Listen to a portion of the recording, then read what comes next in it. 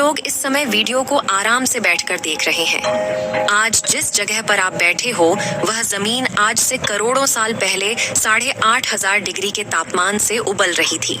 जिस जगह पर आप बैठे हैं वह जगह लाखों सालों तक बर्फ से ढकी हुई थी और ये दोनों बातें सच हैं। इस 10 मिनट की वीडियो के अंदर आप पृथ्वी के 450 करोड़ साल के सफर को देखने वाले हैं। इस रोचक सफर के लिए इस वीडियो के अंत तक अवश्य बने रहें। जिस जगह आज हमारा सौर मंडल है वहां विभिन्न प्रकार की गैस और धूल के बादल हुआ करते थे। वैज्ञानिकों के मुताबिक धूल के बादलों से दूर एक तारा हुआ करता था। समय के साथ साथ उस तारे की ऊर्जा कम होने लगी, जिसके कारण उसके अंदर एक विशाल विस्फोट हुआ। विस्फोट की वजह से अंतरिक्ष की धूल एक दूसरे से टकराने लगे। इस दौरान बादलों में स्थित धूल के कण दबाव और गर्मी के कारण बड़े उल्कापिंड और पत्थरों में परिवर्तित हो चुके थे और इसी दबाव की वजह से इन बादलों में स्थित रेडियो एक्टिव पदार्थ ने ग्रेविटी का निर्माण किया।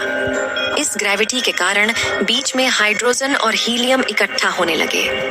इस भयंकर दबाव के कारण एक विशाल विस्फोट हुआ और इसी विस्फोट के कारण हमारे सूरज का जन्म हुआ।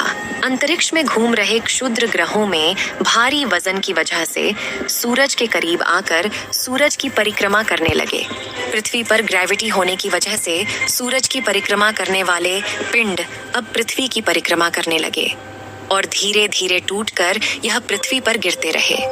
और ऐसी घटना हमारे पड़ोसी ग्रह थिया पर भी हो रही थी, जिसके कारण ही पृथ्वी के और करीब आने लगा और इस भयंकर टकराव की वजह से पृथ्वी के हिस्से के रूप में अंतरिक्ष में फैल गए और एक रिंग की तरह पृथ्वी का चक्कर लगाने लगे।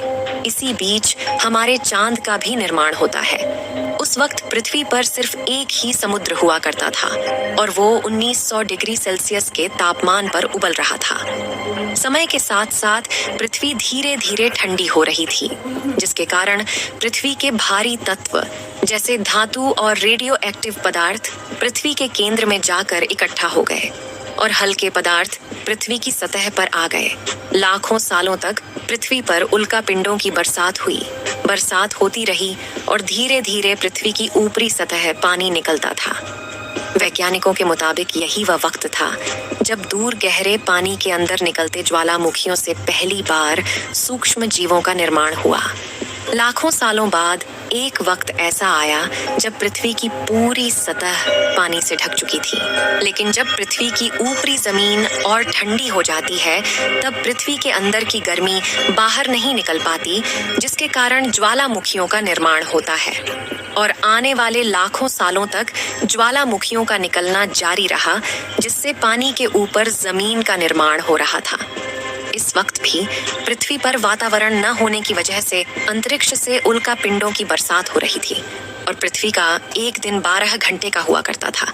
साल बीतते गए और धीरे धीरे सूक्ष्म जीव विकसित होते गए और समूहों में रहने लगे। आज से लगभग 250 करोड़ साल पहले पहली बार पृथ्वी पर ऐसे जीवों का निर्माण हुआ जो जीने के लिए इस पानी के अंदर के रहते थे। इस वक्त तक पृथ्वी पर ज्यादातर ज्वालामुखी निकलना बंद हो गया था। माइक्रोबैक्टीरिया की वजह से वातावरण में ऑक्सीजन की मात्रा बढ़ रही थी। वातावरण में ऑक्सीजन बढ़ने की वजह से पृथ्वी का वायुमंडल बनना शुरू हुआ, जिसकी वजह से पृथ्वी के ज्यादातर हिस्सों में यह सूक्ष्म जीव फैल गए। सालों बाद एक वक्त ऐसा आया जब पृथ्वी में ज्यादा ऑक्सीजन बढ़ने के कारण यह सूक्ष्म जीव बढ़ने शुरू हो गए। उस वक्त तक पृथ्वी का वातावरण ठंडा होने के साथ साथ ऑक्सीजन और आयरन की मात्रा भी बढ़ चुकी थी। वक्त बीतने के साथ साथ धरती की टेक्टोनिक प्लेट्स में दरार होने लगी और जमीन का लावा बाहर निकलने लगा, जिसके कारण पृथ्वी के वातावरण में कार्बन डाइऑक्साइड की मात्रा बहुत बढ़ गई और पृथ्वी पर एसिड की वर्षा शुरू हो गई, जिसकी वजह से पृथ्वी का तापमान घटने लगा और तापमान इतना घटा कि पृथ्वी के ऊपर मौजूद पानी बर्फ में परिवर्तित होने लगा। आमतौर पर जब धरती पर सूरज की किरणें गिरती हैं तब जमीन उन किरणों को सोख लेती है, मगर क्योंकि पूरी पृथ्वी बर्फ से थक चुकी थी और बर्फ सफेद और चमकीली होती है, जिसके कारण सूरज की किरणें धरती पर गिरने के बाद वापस चली जाती थीं। इसी कारण से पृथ्वी कई लाखों सालों तक बर्फ से ढकी रही लगे थे। इस बीच पानी में अलग से भी छोटे समुद्री पौधे निकलने शुरू हो चुके थे। ऐसा बार बार कई हजारों सालों तक होता रहा और इसी कारण से अब समुद्री जीव धीरे धीरे वातावरण के हिसाब से विकसित हो रहे थे। इस बीच कई सारे जीव समुद्री जंगल से विलुप्त हो गए, मगर जो बच गए वो धीरे धीरे पृथ्वी के बदलते तापमान के हिसाब से ढलते गए। धीरे धीरे वातावरण में ऑक्सीजन की मात्रा बढ़ने लगी और पृथ्वी पर होने वाली एसिड की वर्षा कम होने लगी। वातावरण में ऑक्सीजन आने की वजह से पृथ्वी की ओजोन लेयर मोटी होने लगी और आज से लगभग 47 करोड़ साल पहले पृथ्वी की ऊपरी सतह पर पहली बार प्लांट उगना शुरू हुआ।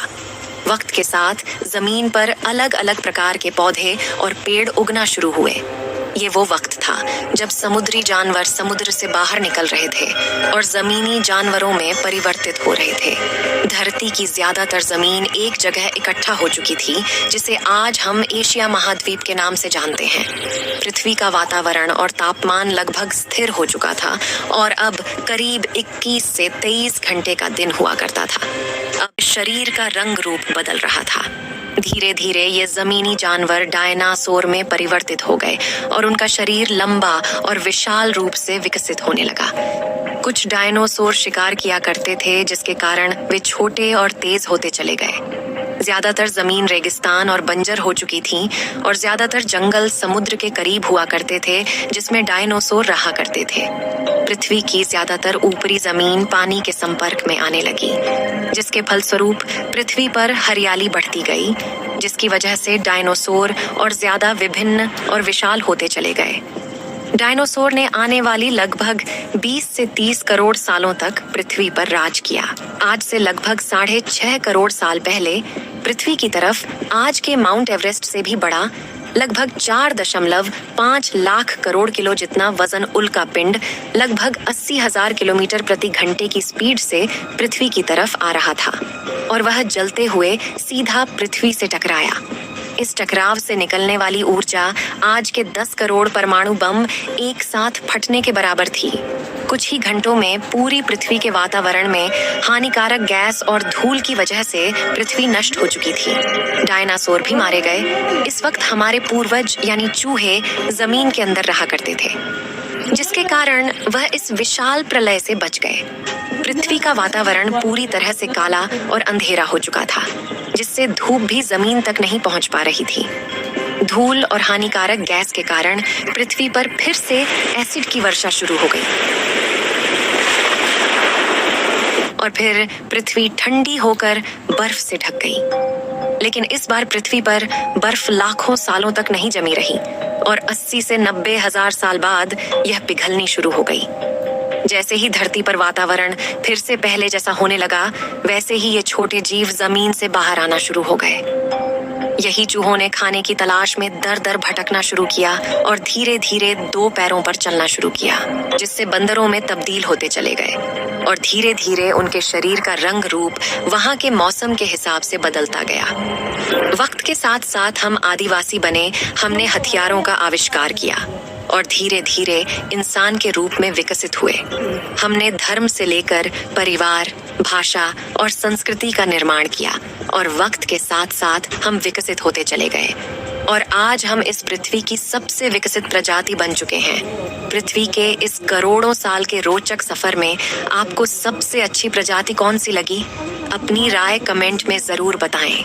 इस वीडियो को एक लाइक जरूर करें और अपने मित्रों तक इस वीडियो को शेयर करें ताकि उन्हें भी जानकारी मिल सके और अपने भरोसेमंद चैनल को सब्सक्राइब जरूर करें और बेल आइकन को ऑल पर सिलेक्ट करना बिल्कुल ना भूलें। मिलते हैं किसी और नॉलेजेबल वीडियो के साथ। वीडियो को अंत तक देखने के लिए धन्यवाद।